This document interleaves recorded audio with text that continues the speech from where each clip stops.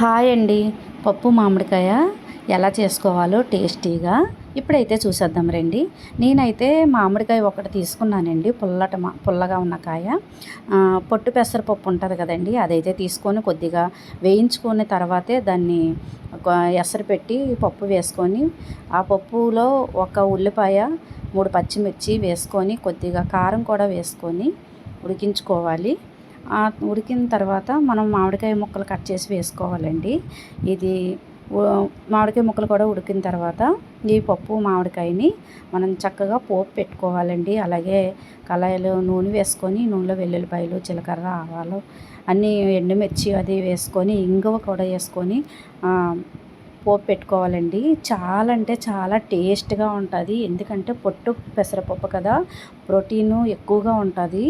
చాలా అంటే చాలా బాగుంటుంది. ఒక్కసారి మీరు కూడా ట్రై చేయండి. Okay, bye friends.